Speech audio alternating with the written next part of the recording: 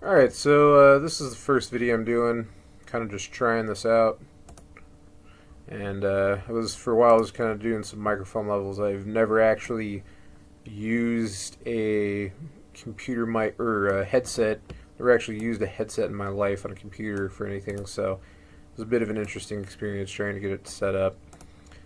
Was doing some mic levels for a while, and it was first there wasn't anything coming out of it, and then it was kind of getting something, but it was really low, and then it was way too loud, and got it down to a normal level, so I think I'm happy with it right now, but I guess I'll let anyone who decides to watch this be the judge of that. But anyway, this is my standard deck, or one of my standard decks. I've been playing this, been enjoying this a hell of a lot recently.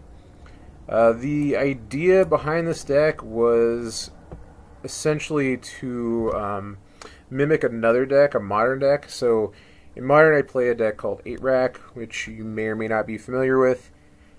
And if you do play 8-Rack and you happen to, or if you happen to be around the 8-Rack Discord channel at all, there was for a while some talk about this card, Torment of Scarabs. So if you read it, it is 4 mana, 3 and a black for a curse. At the beginning of enchanted player's upkeep, that player loses 3 life unless he or she sacrifices a non-land permanent or discards a card. So there was sort of some discussion around that card for a while in the 8-Rack Discord. People were kind of saying, hey, this is similar to a rack effect. We're playing, the rack, and we're playing Shrieking Affliction.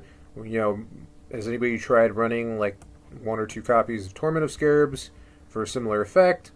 And I mean, obviously, Shrieking Affliction and the rack are 1 mana. This is 4 mana. I mean, asking 4 mana for this type of effect in Modern is asking quite a bit, so I don't think anyone's actually tried it with any success to my knowledge. But for Standard, I mean, obviously Standard's a completely different and at least a couple turns slower environment than Modern. So I figured, you know what, like maybe I could actually make a Standard deck that attempts to imitate it and use this card with some sort of success. And there's also this card, Torment of Hailfire. It's a similar kind of thing, but as opposed to being a curse with an upkeep trigger, it's an X spell that just does the exact same thing that this does on upkeep X number of times. So it just basically repeats the process of losing 3 life unless your opponent sacks a creature, sacks a non-land permanent or discards card. This is actually, as opposed to Torment of Scarabs, which I will admit is probably objectively not a very good card, no matter how fun it is. Torment of Hailfire is actually not too bad. I do play this in my sideboard in 8-Rack, and I know quite a few people do and have had a lot of success with it. It's a good answer to things like Leyline, I can't think of the name of it off the top of my head, the white Leyline that gives your opponent hexproof. It's a pretty good answer to that, and things like Chalice of the Void and stuff like that, having to play around Chalice of the Void. So, yeah, this is a great card, and played in 8-Rack. The rest of the deck is kind of meant to just, it's basically a control deck.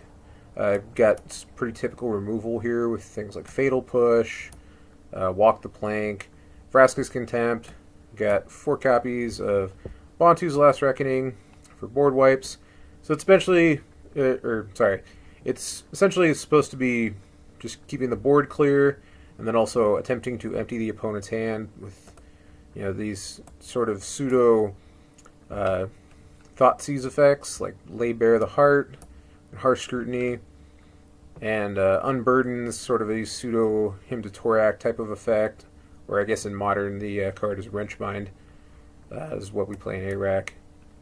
So that's kind of the idea. You're attempting to empty the opponent's hand or get them down to as few cards in their hand as possible, and clearing the board or keeping the board as, sort of, I guess, low density as possible, just to make it so that Torment of Scarabs and Torment of Hailfire, like the decision that you're giving your opponent is a lot harsher and is a lot more painful and difficult to make in some circumstances. So that's kind of the idea of the deck. It does play fairly similar to 8 rack, actually. Obviously, it's quite a bit slower. And 8 rack is a much more proactive control deck.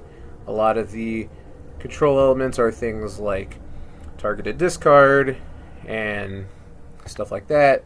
Whereas here, you've got things like censor, a few counter spells. It's a lot more removal heavy and things like board wipes. So it's a little more traditional reactive control type of deck with just a large finisher. Whereas 8 rack is very proactive and is essentially trying to get you and your opponent down to very little resources, and you're just kind of sort of going to win that game because your deck is better at handling that state of being than your opponent's. Similar kind of thing to like what Jund tries to do. But yeah, this deck. Other cards actually of note: Search for Azcanta. I very seriously underevaluated this card for the longest time. When this card was spoiled, I didn't think it was that great. I was like, this is it's okay. It's not anything I would ever play. And then I drafted a copy one time, and I ended up not playing in my deck. I was like, it's not very good.